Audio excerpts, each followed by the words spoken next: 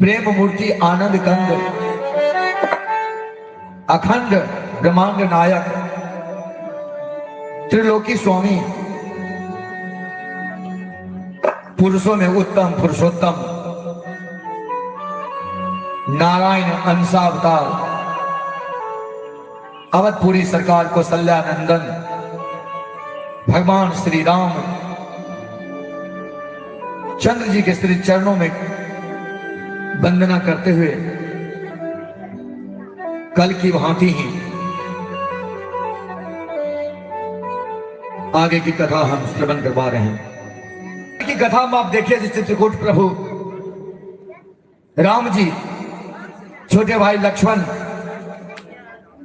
मां किशोरी जी के साथ वहां निवास करने लगे। इधर जब व्याकुल होकर दशरथ जी का प्राण अपने पुत्र राम के वियोग में छूट जाता है, वो मर जाते हैं, स्वर्ग सिधार जाते हैं, पूरे अवध में शोक की लहर छा जाता है। जितने प्रजागण नर नारी गंगा के किनारे से सुमन जी के कहने पर लौट कर आए, जब प्रभु राम जी का वचन है जितने नर नारी हैं वो सभी अवध को लौट जाएं। वो सभी बिलख रहे हैं, रो रहे हैं, तीनों रानियां बिलख रही हैं, बहुएं बिलख रही हैं। राजाधिराज महाराज दशरथ जी की मृत्यु हो गई। किन्हीं के पास साहस तक नहीं है समझाने का। अंतिम में वशिष्ठ जी आते हैं समझाने के लिए। जब ब्रह्म का ज्ञान देते हैं अति मीठा वचन कहते हैं। जब कोई असहाय हो, कोई थका हो, कोई हारा हो, हृदय से टूट गया हो, किसी ने धोखा दिया हो, उस समय उससे मीठी वचन का प्रयोग करना चाहिए, मीठा वचन बोलना चाहिए। मीठा वचन आनंद देने वाला है। किसी के दुख में, किसी के पीड़ा में, किसी के यहां कोई आदमी एक्सपायर कर जाता है, स्वर्गवासी हो जाता है, श्मशान में, उस समय जो खड़े रहते हैं, जो समझाने वाला होता है, वही सच्चा मित्र है, वही सच्चा अपना है।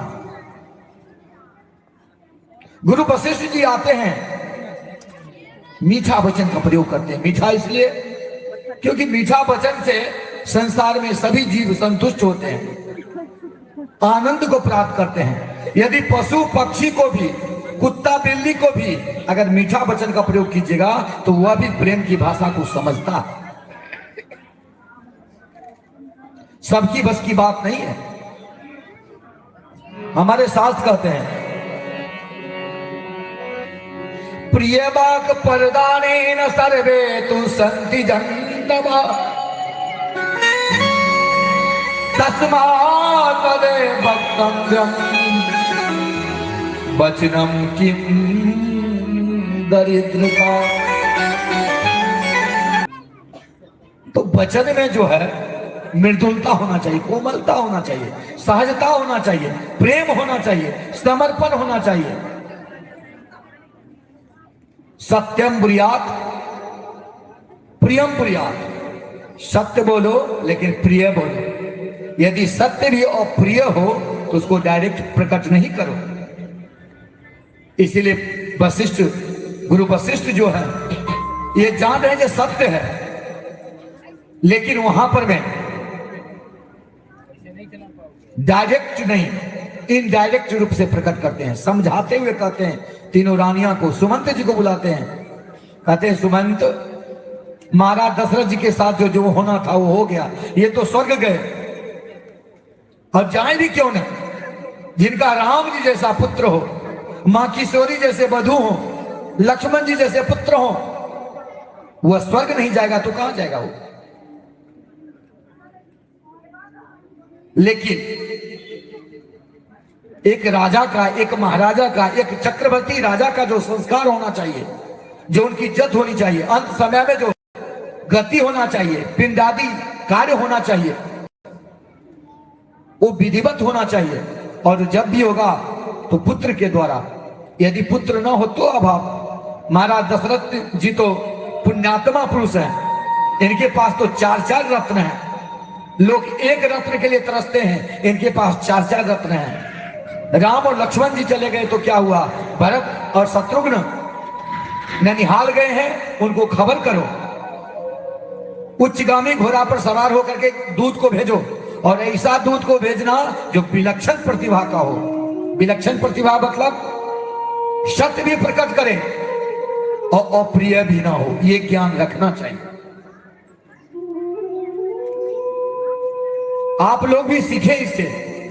घर में यदि आपस में किसी का बैर हो, भाव हो, लड़ाई हो, झगड़ा हो, पतिदेव नहीं है, उनके एब्सेंट में हो गया हो, तो जब पतिदेव बाहर से आते हैं तो डायरेक्ट नहीं कहना चाहिए ये हो गया। पहले उनको भोजन दीजिए, पानी दीजिए, समझाइए, और जब देखिए अनुकूल स्थिति है तब उनको कहिए ऐसा ऐसा हुआ, और समझा के कहना। मैया पार्वती जी शिव जी को जब भी कुछ कहते हैं विशेष कार्य के लिए तो जैसे तैसे नहीं कह देते हैं। जब देखते हैं बिल्कुल ध्यान मुद्रा में बैठे हुए हैं, मुस्कुरा रहे हैं, प्रेम पूर्वक हैं, तभी उनसे प्रार्थना करती हैं, प्राणनाथ, हाँ देवी बोलिए, आपसे कुछ कहें? हाँ बिल्कुल कहो, तब कहना चाहिए।